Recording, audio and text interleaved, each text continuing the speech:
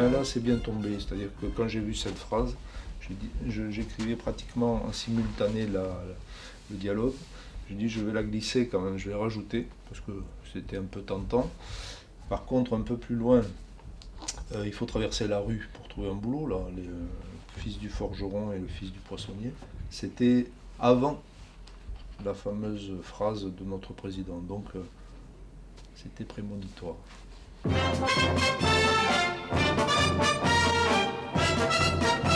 Les Gaulois, c'est toujours une référence à la résistance, quelle qu'elle soit.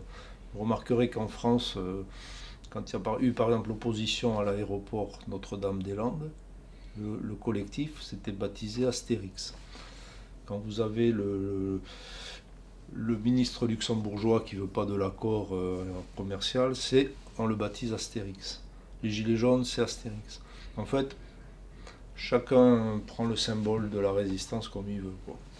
Non, mais il y a un facteur sympathique qui fait que les gens essayent toujours de...